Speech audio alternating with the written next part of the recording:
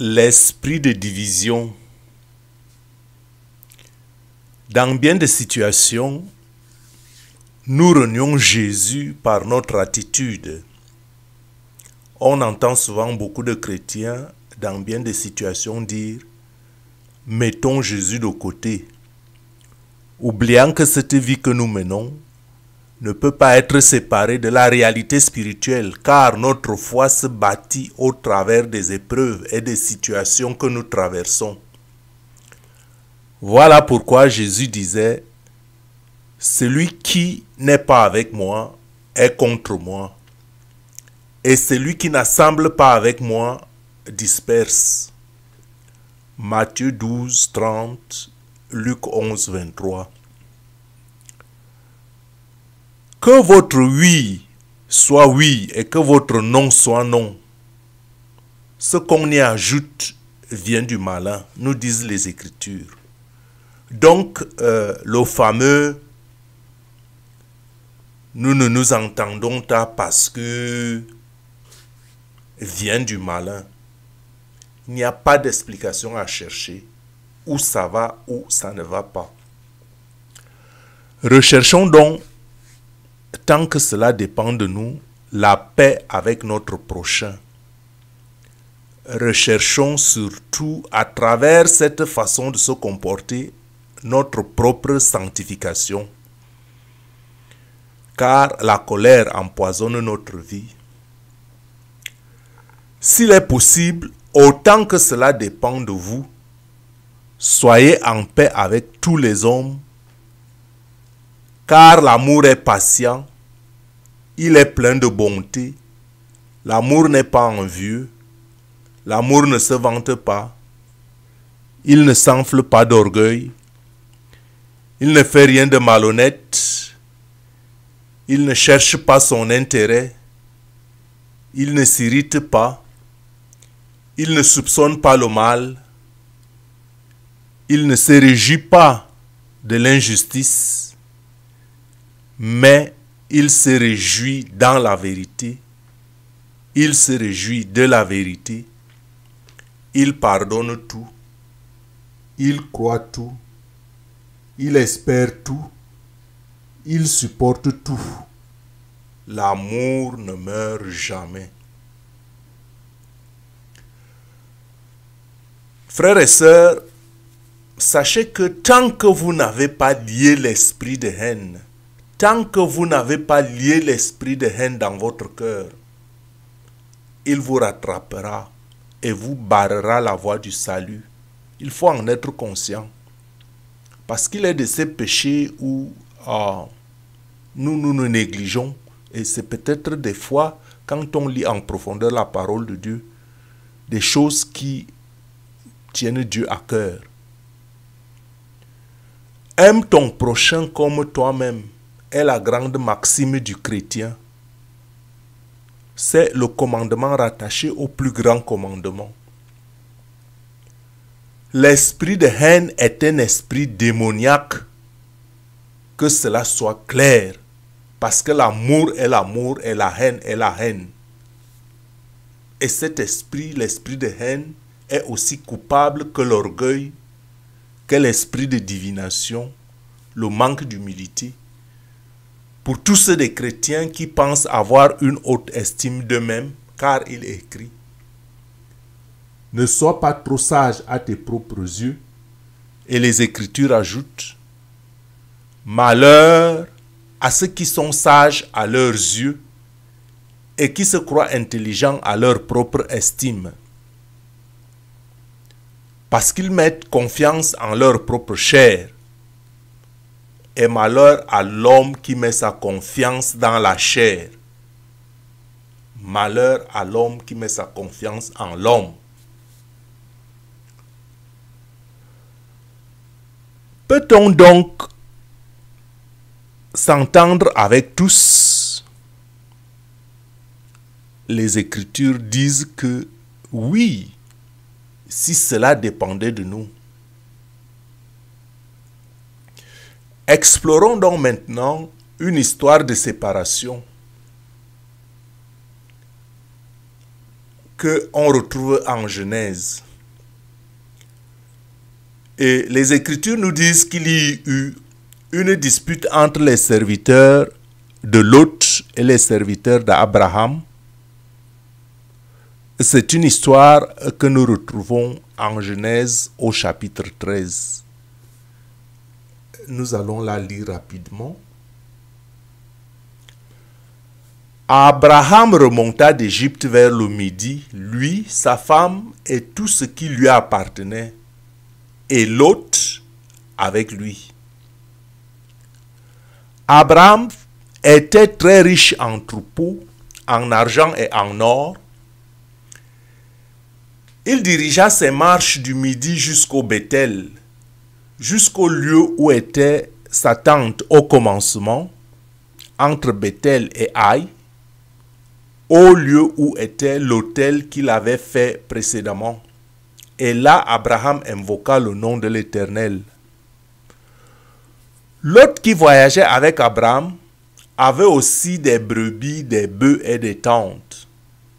Et la contrée était insuffisante pour qu'ils demeurassent ensemble, car leurs biens étaient considérables, si considérables qu'ils ne pouvaient demeurer ensemble. Il y eut querelle entre les bergers des troupeaux d'Abraham et les bergers des troupeaux de Lot. Les Cananéens et les Phérésiens habitaient alors dans le pays. Alors Abraham dit à Lot, qu'il n'y ait point, je te prie, de dispute entre moi et toi, ni entre mes bergers et tes bergers, car nous sommes frères. Tout le pays n'est-il pas devant toi? Sépare-toi donc de moi. Si tu vas à gauche, j'irai à droite. Si tu vas à droite, j'irai à gauche. Lot leva alors les yeux et vit toute la plaine du Jourdain, qui était entièrement arrosée, avant que l'Éternel eût détruit Sodome et Gomorrhe. C'était jusqu'à Tsoar, comme un jardin de l'Éternel, comme le pays d'Égypte. Lot choisit alors pour lui toute la plaine du Jourdain, et il s'avança vers l'Orient. C'est ainsi qu'ils se séparèrent l'un de l'autre. Abraham habita dans le pays de Canaan, et Lot habitait dans les villes de la plaine, et dressa ses tentes jusqu'à Sodome.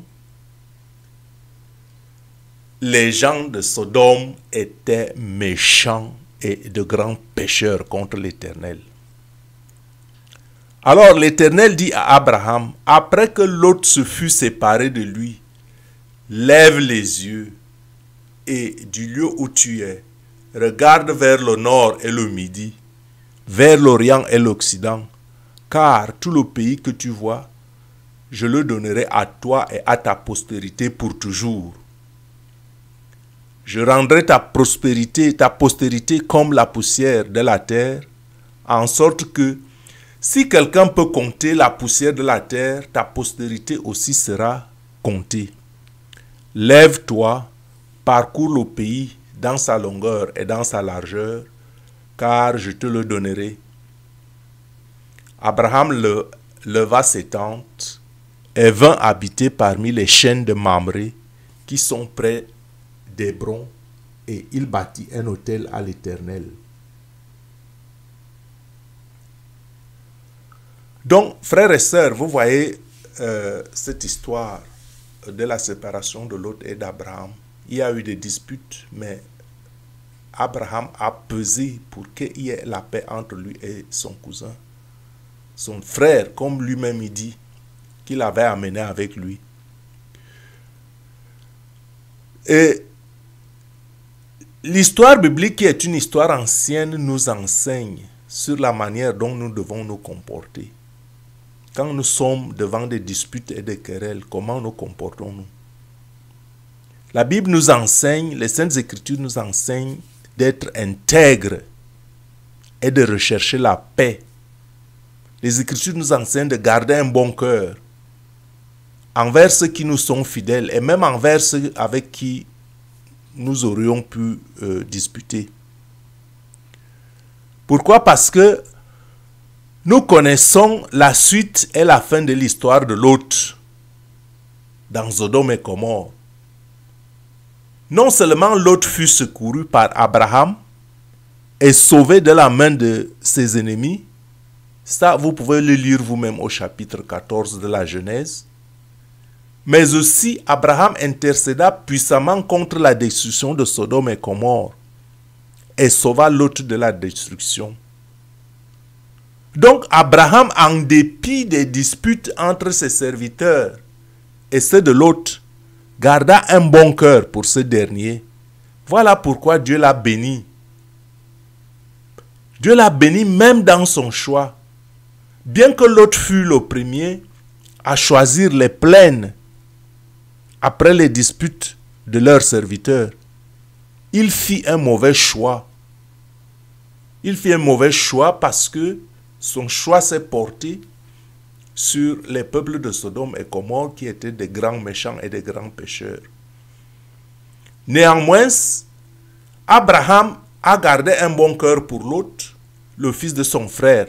Je dirais son frère, malgré les disputes et la séparation. Vous voyez, il l'a sauvé de la main des ennemis lorsque la guerre a éclaté, la guerre des 4 rois contre les 5 rois, qui a éclaté et qui ont fait que Lot a été fait prisonnier et tous ses biens ont été pris. C'est Abraham qui s'est levé et qui a fait la guerre à ses peuples, aux ennemis de Lot, et a récupéré Lot. Il l'a sauvé, il l'a récupéré comme prisonnier et il a ramené tous ses biens. Et maintenant vient la question contemporaine qui te concerne. Cette question est: quel rôle joues-tu dans le corps du Christ? Appartiens-tu à ceux qui attisent les querelles et les disputes? Appartiens-tu à ceux qui jugent et critiquent les autres dénominations chrétiennes? Appartiens-tu à ceux qui accusent et jugent les serviteurs de Dieu? Ceux que Dieu s'est choisis pour conduire et instruire son peuple. Ils sont certes des hommes parfois pleins de faiblesses, comme tout un chacun d'entre nous. Mais pourquoi vois-tu la paille qui est dans l'œil de ton frère et ne vois pas la poutre qui est dans ton œil? Et en même temps, tu dis: Christ, Christ, Christ, sauve-nous. Que fais-tu pour l'unité du corps du Christ? Que fais-tu pour l'unité des chrétiens? Te rappelles-tu que chacun recevra sa récompense selon ses œuvres? Si tel en est le cas, alors dès aujourd'hui, lutte pour l'unité et non pour la division. Ne recherche pas ce qui divise, mais sois un artisan de la paix et de l'unité du corps du Christ, car cela est très important et cela tient une place, la place de choix dans le cœur de Dieu.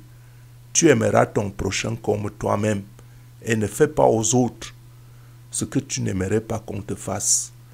Sois béni et sois bâti par cette parole au nom tout puissant de Jésus-Christ. Amen.